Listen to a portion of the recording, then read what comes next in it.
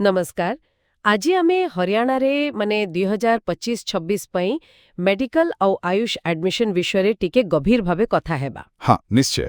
आम पाखरे देखंतु गाइडलाइन, फी स्ट्रक्चर, सरकारी नोटिफिकेशन आउ कॉलेज इन्फॉर्मेशन एमती सब तथ्य अछि। हूँ आमर चेष्टा रहिबो कि ए सबु भितरु मुख्य कथा गुडी को बाहर करी माने एमबीबीएस, बीएएमएस, बीडीएस पई हरियाणा रे केमती कोन व्यवस्था ताकू सहजरे बुझेबा। हाँ ठीक अच्छी। तेबे चलंतु आरंभ करिबा। देखो तो हरियाणा एबे मेडिकल और आयुष पई गोटे कहबाकू बोले हब पलटिछि। अच्छा विशेष करी बीएएमएस भली कोर्स जोठी आम पारंपरिक ज्ञान सह मॉडर्न साइंस मिसुछि सेगुडिकर चाहिदा बेस बढ़िछि सेछि। तो एमबीबीएस, बीडीएस, बीएएमएस, बीएचएमएस ए सबु कोर्सेज मिलुछि। हेले गोटे कथा मने रखिबाकू हबो हरियाणा रे कोनोसी सरकारी बीएचएमएस कॉलेज नाही। ओहो सरकारी बीएचएमएस नहीं। अच्छा आउ सीट संख्या कथा जदि देखिबा हाँ। सरकारी एमबीबीएस कॉलेज तो 6टा अछि। हाँ। सेथिरे मोट 835 सीट। हाँ 835। आउ प्राइवेट कॉलेज 9टा रे प्राय 1350 सीट अछि। हाँ ठीक। बीएएमएस पई भी 3टा सरकारी आउ 13टा बेसरकारी अछि। माने ऑप्शन तो अछि। निश्चय ऑप्शन अछि। किछि मुख्य कॉलेज कथा कहिबा कि एमबीबीएस पई कोटा भल्ल। एमबीबीएस पाई देखंतु Pandit Bhagwat Dayal Sharma university of health sciences माने यूएचएसआर रोहतक। हाँ यूएचएसआर सेटा तो समस्ते जानती सेठी तो काउंसलिंग हुए मुख्यतः। हाँ से ही मेन काउंसलिंग अथॉरिटी। ताछड़ा सरकारी रे ईएसआईसी फरीदाबाद, कल्पना चावला जीएमसी करनाल, आउ गोटे अछि महाराजा अग्रसेन मेडिकल कॉलेज आग्रोहा एटा गवर्नमेंट एडेड। अच्छा एडेड आउ प्राइवेट रे? प्राइवेट रे तो लंबा लिस्ट।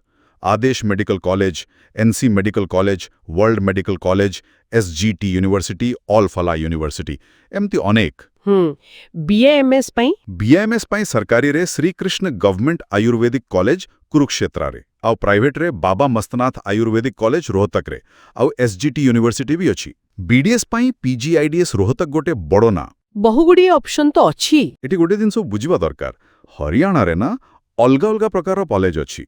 माने संपूर्ण सरकारी, सरकारी साहाय्य प्राप्त एडेड, यूएचएसआर सह एफिलिएटेड प्राइवेट, आउ निजस्व यूनिवर्सिटी थिबा प्राइवेट जेमती एसजीटी। आउ ए सबु भितरे कोटा आउ फी रे बहुत फरक।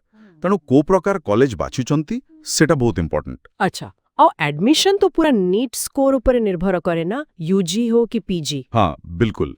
नीट यूजी स्कोर ही एकमात्र आधार है सबु पाई। आउ काउंसलिंग यूएचएसआर रोहतक करे ऑनलाइन रे। योग्यता तो से 10+2 रे पीसीबी आउ नीट क्वालिफाई करिथिबा दरकार। हाँ स्टेट कोटा पाई हरियाणा डोमिसाइल लागिबो किंतु ऑल इंडिया कोटा भी अछि? हाँ अछि। प्रक्रियाटा एमती आगे यूएचएसआर किंबा डीएमईआर हरियाणा पोर्टल रे ऑनलाइन रजिस्टर करबा को पड़िबो। तापरे फी देबे, नीट स्कोर हिसाब रे मेरिट लिस्ट आसीबो। तापरे सबुटो गुरुत्वपूर्ण काम चॉइस फिलिंग और लॉकिंग। हाँ सेटा बहुत टेंशन रो काम पिलांक पाए। तापरे सीट अलॉटमेंट हेबो। केते गुडे राउंड रे हुए, राउंड 1, राउंड 2, मॉप अप, तापर जते बढ़िला तो स्ट्रे वैकेंसी राउंड। अच्छा सीट मिली गले जाइकी कॉलेज रे डॉक्यूमेंट वेरिफिकेशन कराइबे। सबु ओरिजिनल डॉक्यूमेंट नेकी जीवा को हबो। NEET card, marksheet, domicile, caste certificate, ID proof ए सबु। हाँ से सबु तो लागिबो। गोटे भलो कथा होची मझिरे मझिरे किछ राउंड रे नुआ पंजीकरण पाई भी सुजोग मिले। ओहो एइटा भलो कथा। आउ जदि दुई जनकर नीट रैंक समान रहिला? हाँ सेथि पाई भी नियम अछि। Tie breaking policy.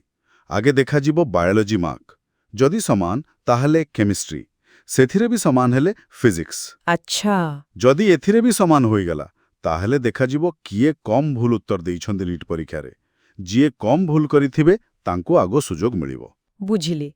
एबे कोन कथा आसीबो सरकारी कॉलेज रे केमती भाग हुए? सरकारी रे सिंपल 50% ऑल इंडिया कोटा एआईक्यू जहां एमसीसी काउंसलिंग करे और बाकी 50% स्टेट कोटा जहां यूएचएसआर करे। हाँ आउ प्राइवेट कॉलेज जियो गुडी को यूएचएसआर अंडर रे अछि? सेगुडी करे 50% स्टेट कोटा जहां ओपन मेरिट कुहा जाए और 50% मैनेजमेंट कोटा। मैनेजमेंट कोटा माने? मैनेजमेंट कोटा माने सेथिरे जे कोनोसी राज्यर पिला आवेदन करि पारिबे, माने सेटा ऑल इंडिया पाई ओपन। तेणु हरियाणा को एक प्रकार ओपन स्टेट कुहाइबे प्राइवेट कॉलेज पाई। अच्छा माने बाहर पिलांक पाई भी सुजोग अछि प्राइवेट रे? हाँ आउ जो प्राइवेट यूनिवर्सिटी अछि ଯେମିତି ଏସଜିଟି କି ଆଲଫାଲା ସେମାନେ ତାଙ୍କ ନିଜ ଆକ୍ଟ ମାନେ ହରିୟାଣା ପ୍ରାଇଭେଟ୍ ୟୁନିଭର୍ସିଟି ଆକ୍ଟ 2006 ଅନୁସାରେ ସିଟ୍ ବାଣ୍ଟନ୍ତି। ସେଠି ବି ପ୍ରାୟ 50-50 ଭଳି ରହେ ଷ୍ଟେଟ୍ ଆଉ ଅଲ୍ ଇଣ୍ଡିଆ। ବୁଝିଲି। ରାଜ୍ୟ କୋଟା ଭିତରେ ପୁଣି ରିଜର୍ଭେସନ୍ ଥିବ? ନିଶ୍ଚୟ ଅଛି। ପିଜି କୋର୍ସ ପାଇଁ 25% ସିଟ୍ ଇନଷ୍ଟିଚ୍ୟୁସନାଲ ପ୍ରିଫରେନ୍ସ ମାନେ ସେହି କଲେଜରୁ ଏମବିବିଏସ୍ ପାସ୍ କରୁଥିବା ପିଲାଙ୍କ ପାଇଁ। ଆଉ 40% ପର୍ଯ୍ୟନ୍ତ ସିଟ୍ ସରକାରୀ ଚାକିରି କରୁଥିବା ଡକ୍ଟରଙ୍କ ପାଇଁ।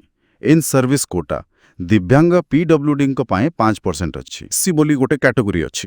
ଆଚ୍ଛା, ଏନ୍ଆର୍ଆଇ କୋଟା? ହଁ, କିଛି ପ୍ରାଇଭେଟ୍ କଲେଜରେ 15% ଯାଏଁ ଏନ୍ଆର୍ଆଇ କୋଟା ବି ଅଛି। ଓକେ। ଏବେ ସବୁଠୁ ବଡ଼ କଥା ଫି। ଖର୍ଚ୍ଚ କେତେ ହବ ସରକାରୀ ଏମବିବିଏସ୍ ପାଇଁ? ସରକାରୀ ଏମବିବିଏସ୍ରେ ଷ୍ଟେଟ୍ କୋଟା ପିଲାଙ୍କ ପାଇଁ ବର୍ଷକୁ ପ୍ରାୟ 80,000ରୁ 1,80,000 ଭିତରେ। ଏଟା ତ ବେଶୀ ନୁହେଁ। କିନ୍ତୁ ଏଠି ଗୋଟେ ବଣ୍ଡ ବ୍ୟବସ୍ଥା ଅଛି। ବଣ୍ଡ?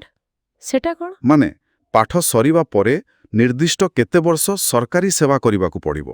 ଯଦି ନ କରନ୍ତି ତାହେଲେ ଗୋଟେ ମୋଟା ଅଙ୍କର ଟଙ୍କା ଦେବାକୁ ପଡ଼ିବ। ପୁଅ ପିଲାଙ୍କ ପାଇଁ ଏଇଟା ପ୍ରାୟ 25 ଲକ୍ଷ ଟଙ୍କା। ବାପରେ, 25 ଲକ୍ଷ!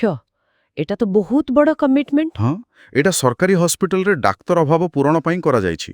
କିନ୍ତୁ ପିଲାଙ୍କ ଉପରେ ନିଶ୍ଚୟ ଗୋଟେ ଚାପ। ଠିକ୍। ଆଉ ପ୍ରାଇଭେଟ୍ ଏମବିବିଏସ୍ର ଫି? ସେଠି ଯଦି ଷ୍ଟେଟ୍ କୋଟା ସିଟ୍ ମିଳେ? ସେଠି ବି ଫି ଆକାଶ ଛୁଆଁ। ବର୍ଷକୁ ପ୍ରାୟ 12 ଲକ୍ଷରୁ 21 ଲକ୍ଷ ଟଙ୍କା ପର୍ଯ୍ୟନ୍ତ।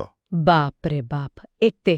ହଁ, ଆଉ କିଛି କଲେଜ ଯେମିତି ଆଦେଶ ଏନସିଆ ୱାର୍ଲ୍ଡ ସେଠି ପ୍ରତିବର୍ଷ ଫି 7.5% ବଢ଼ିପାରେ ବୋଲି ବି ଲେଖା ଅଛି। ଓହୋ, ବିଏଏମଏସ୍ ପ୍ରାଇଭେଟ୍ରେ କେତେ? ଯେମିତି ବାବା ମସନାଥରେ ବର୍ଷକୁ ପ୍ରାୟ 3,90,000 ହଷ୍ଟେଲ ଛାଡ଼ି।